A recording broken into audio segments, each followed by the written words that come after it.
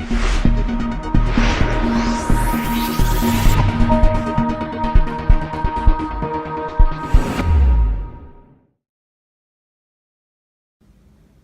there, I'm Jean Ginsberg with Genball.net, and I have Stephen Rosenberg with me. And today we have a very special guest, Mary Shores, and we're really excited to hear about Mary's story and Mary's entrepreneurial journey. So, Mary, can you tell us a little bit about yourself?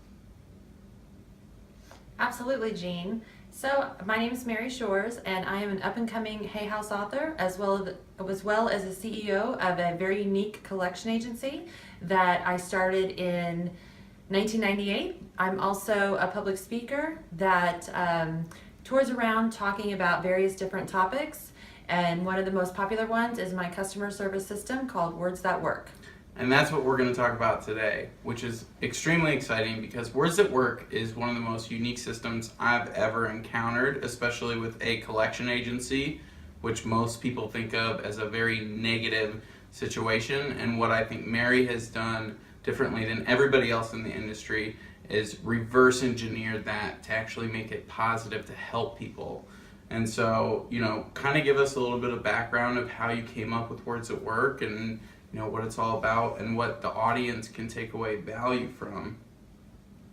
I came up with Words That Work about 12 years ago because there was some shifting going on in my industry, and I knew that I wanted to make a change. Also, I was going on my own path and my own personal development journey, so I needed my career to match up with my personal life.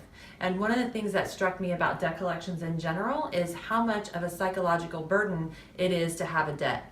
And what I mean by that is if you owe someone money, you're not very likely to go after your dreams because it's keeping you down, it's weighing you down. You're not likely to apply for a home loan. You're not likely to apply for a job. You're not even as likely to ask someone out on a date that you may be interested in. And not only is it a burden on the person who owes money, but if anyone has ever owed you money, then you know the feeling that you get in the pit of your stomach when you have to call someone and ask them for money. So I started developing this program in 2005 after some soul searching of how could I do this better. And I literally got to a point that I was sitting at my desk and I looked at the phone and I just said, I want the next person who calls to be happier at the end of the call than they were at the beginning of the call. And that question was the beginning of what changed everything. Absolutely. And from that, you've been able to create an entire workbook series. What else has been created around Words That Work? We have a training that we teach that can be 2 hours, 4 hours, or 8-hour trainings. I'm also developing a training series specific to the collection industry because my mission has become not only to change my office and change offices that I work with. I do a lot of corporate trainings, but to change the entire collections industry. Which I think she's very much on the path to doing so. And she actually came in and did it for Green Purpose one time as an experiment and as a favor, but it definitely changed my outlook on the entire situation. I think what would be really valuable for the audience is to maybe go through an example of a situation that wouldn't work and then a situation where we're applying Words That Work. So what I'd like to start with, if it's okay, is just saying the 3 rules and the 3 steps of Words That Work. So we need to know what the 3 rules are. The 3 rules of Words That Work are, 1, do you remember? No. You don't? Of course. Okay, it is stop saying negative words. So we have a do not say list. Yeah, and there's like 10 of them. So what are some of those words? We have a do not say list. It is no, not, can't, won't, however, and unfortunately. And many people don't believe me, Jean, that however and unfortunately are negative words. I didn't at first either. No, he really Just didn't. wait. The thing is that we believe that those are empathetic words, and in certain situations they may be. The problem in customer service situations is that they always precede bad news. So if you think about it and you call, say, the cable company, or you call about your healthcare bill, if someone says unfortunately, they're not about to tell you good news. So I have a little, you may do the demonstration? So my demonstration of this is to say to Stephen, hey Stephen, how are you? Good, how are you? I'm good. Hey, you know, I'm really excited that you asked me to be on the show today. I've been looking forward to it all week, and I know you're a big fan of Words That Work. It's something I've always appreciated. Um, Unfortunately, so we can kind of feel that there's a tense thing going on there. The second rule to Words That Work is that you must replace negative words with words that work. These are words like, what I can do for you is, I am confident, you'll be more than glad to know, you'll be happy to hear, I've got great news. So replacing the negative words with words that work. If you've heard that thing going around social media lately where people are replacing I'm sorry with thank you, it's sort of that same sort of thing. It's very easy to replace the words you were going to say with the words that work. And the third rule is that you always say what you can do instead of what you can't do. You know, the number one mistake that I see customer service reps make is they're always talking about what they cannot do for you. Oh, I'm sorry, Miss Shores, we can't do that because of our policy Unfortunately, is this. I'm sorry, Unfortunately, we can't. Yeah. In my presentation now, we have actually an entire series of different Facebook posts we have, because studies were showing that people were likely to tell 16 other people about a negative customer service experience and only tell 9 people if they had a positive customer service experience. And I actually think these numbers are super outdated, because if someone posted on Facebook, it's hard to tell how many people that's actually reaching. And so that's the 3 rules of Words That Work. And then the next thing I like to talk about is the 3 steps. Did you want to hear the 3 steps? I would love to. Okay. So the 3 steps to Words That Work are: step 1, you must validate what the customer says. So one of the stories would be, if you've ever worked in customer service, a call center, if you've ever been an owner of a business, then you know you have to be on the phone with clients. And sometimes they really go into these long stories. And if you don't validate what they say, then what's going to happen is they'll start over from the beginning. Yeah, they'll just keep repeating. And Steven's used my system, so he knows that what this is saying is true.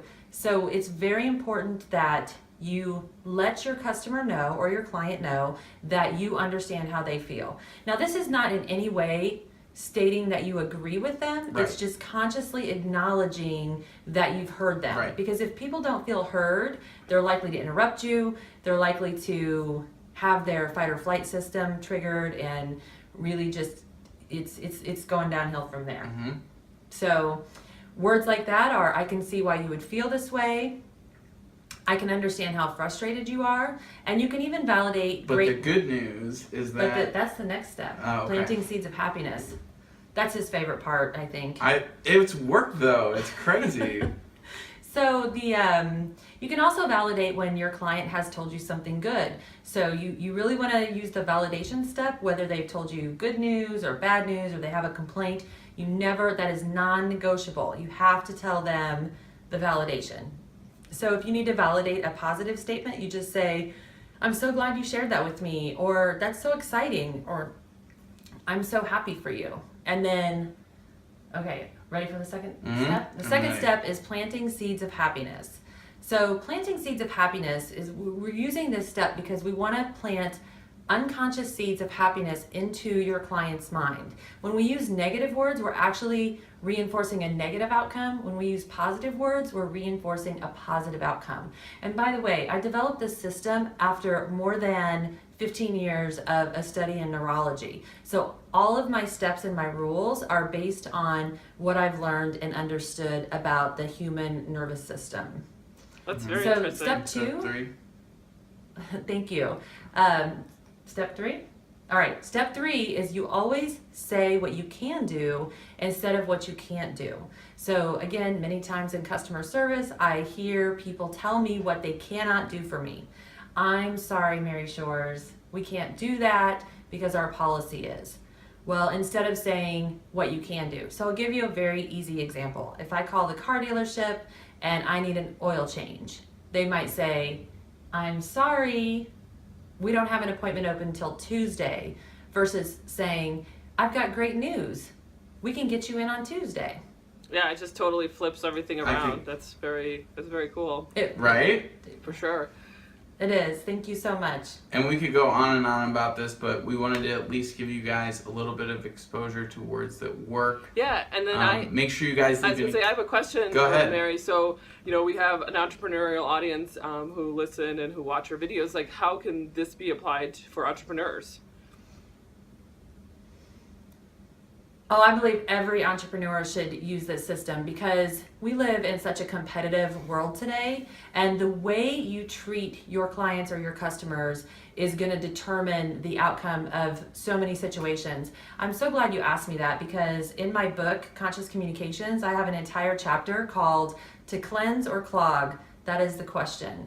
And what that means to me is that every time, everywhere that you're interacting with a client, you are either cleansing that or clogging it. What I mean is, if you use words that work, you're really guaranteed to build rapport with your clients and to make a connection, because everything in life is either a connection or a disconnection. If you are using negative words, saying no, not, can't, won't, however, and unfortunately, and you're planting unconscious negative seeds in your client's mind, believe me, they remember that, and then when someone else approaches them for their business, they're going to be open to it. But if you have a rock solid relationship with your clients, then you've got a true connection, you've got rapport built with them, then they're far less likely to want to listen to your competition. So that would be the number one thing I would say to entrepreneurs. And by the way, I was the youngest person in the country to start a collection agency when I was 24 years old. That's amazing. So I definitely understand. I definitely understand a thing or two about entrepreneurship. Wow, but very cool. Yeah, because we always want to have some takeaways for our audiences, when we have guests come in and talk about their specialization. So very cool. So Mary, how can our audiences get in touch with you? Well, they can check our website. It is www.midstatecollections.com. I also have a website for myself. It is maryshores.com. Make sure you guys follow her on all the social networks. Thank you guys so much for watching. watching. And I mean all of them. All of them. Thank you guys so much for watching. Make sure you leave your comments below. And as always, have a green day. Thanks so much for watching. We hope you'll continue to get involved and join us as we help you find success in your entrepreneurial journey. Please follow, like, and share with others who will find this beneficial.